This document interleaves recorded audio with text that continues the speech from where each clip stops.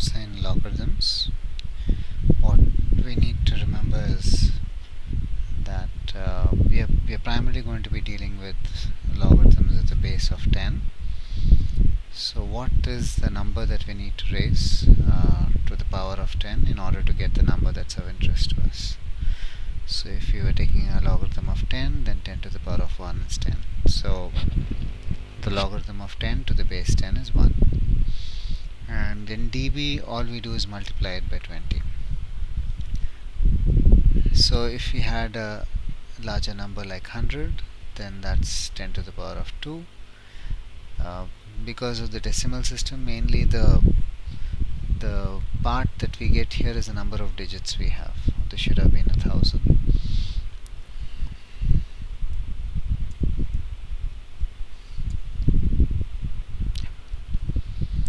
So so you get 2 and you get 3 here. So what the logarithm does is that it stretches out the numbers that were small and sort of crunches the numbers that are extremely large, because otherwise if you plot something that has very large numbers, you would not be able to see the smaller ones at all. So it's a sort of distorted picture that helps you see many orders of magnitude at once. That's why we use the logarithmic plot. And so looking at it in the dB terms, when you just multiply it all by 20. So if you start with a number like 10, we get 20 dB, and you start with a number like 100, you get 40 dB, and 1000 is 60 dB. The few other things that we encounter very often, and that's why we look at it, is the number 1. It's any number to the power of 0 is 1. So the log of 1 is 0, and the dB of 1 is also 0. So when you plot a gain plot, it usually starts, if you have something that's going to roll off like a filter, then it usually starts with a flat gain of 1, and if that's the case, then you would see 0 dB in the axis. So that's usually something we do encounter. So 0 dB is common. Similarly, we encounter the number for 2. The logarithm of 2 is 0.3, and so the dB of that is 6 dB. And the place where we see it most often is that if some number is changing linearly, let's say, with respect to its x-axis, the y-axis is changing linearly, then if it changes by 10 over what is called 1 decade, which is over x changing by 10, if y changes by 10, then we call it 20 dB per decade, because it's changed 20 dB for x that changed 10. It could also be minus 20 dB. For example, if something is varying as 1 over s, as we have been now noticing that you can have a 1 over s, then you will be actually, every time x changes by 10, you will be going down by a factor of 10. So it's going to be minus 20 dB per decade. The other thing that is also often used is octave, which means every time the input becomes double, what happens to the output. So that's what is here, the 2. So every time it doubles, then you may be going down by the same factor, and you would call it 6 dB per octave. I'm going down by 6 dB per octave. And another tidbit that's usually useful is if it's around 10% change, then it's usually a minus 1 dB. So if I'm 10% lower than something and my input is becoming smaller, then it's like a dB lower. So this is a fairly useful thing that you can also manipulate. So this is what I'm showing you, to find the dB of other numbers sort of quickly, and they're not very accurate, but they are good enough. So for example, if you had a number 2 that you wanted the dB of, then you know that 10 divided by 2 was 5, and whatever is division in regular numbers, in logarithm it becomes subtraction. So 10 was 20 dB, 2 was 6 dB, so I get 14 dB. So a number like 4, it's just 2 square, or 2 into 2, 2 was 6 dB, so it's 12 dB. A number like 3, well, it's approximately square root of 10. It should be 10 to the power of 0.5, which it was, but we can't see it anymore. Okay.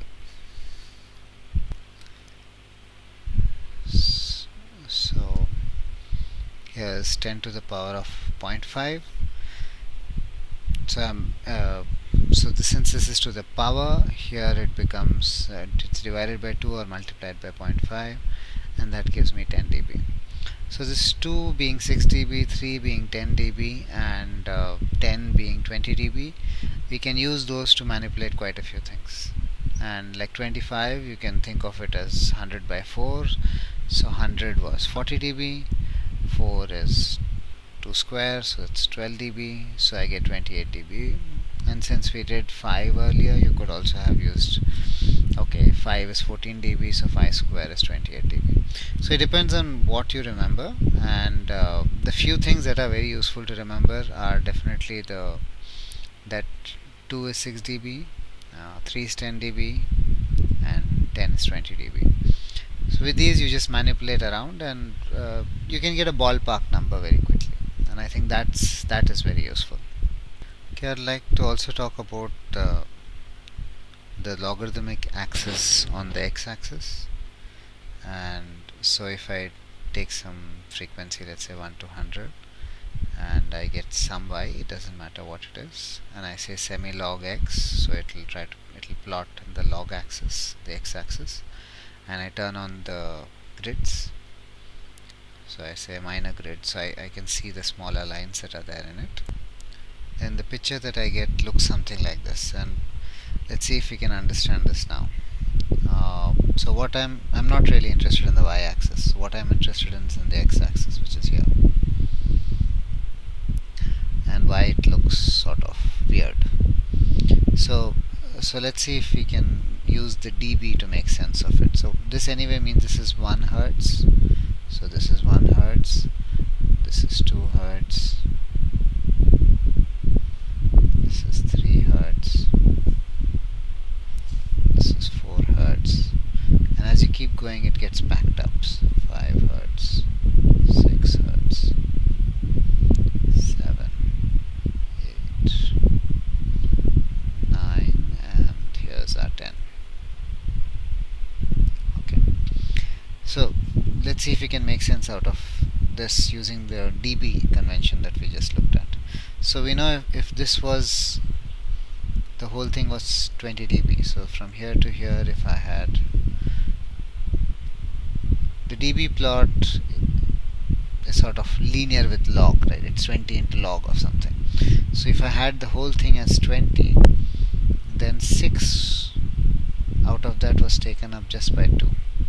That's your 6 here. And then half of it, which is 10, right?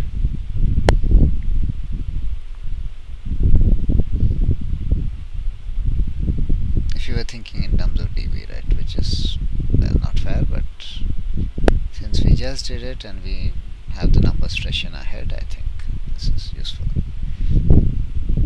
So half of it has actually got eaten up just by 3, and the rest 10 is what is left for everyone else. So if we remembered any of the other numbers, 5 was 14 dB, so going up to 5,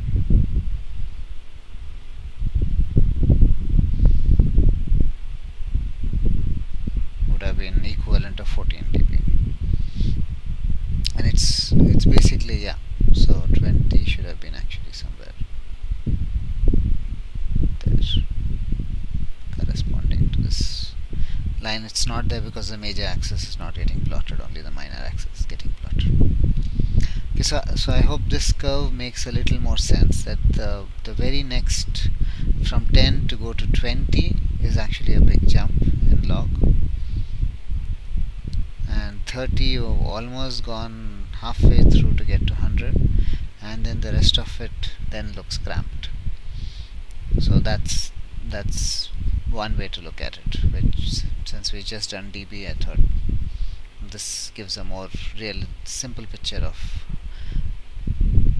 looking at it linearly in terms of dB to get the idea of why it looks so odd, that it looks stretched out. And that's always what you will see in a log scale, that it's stretched out in the initial part and then it's sort of compressed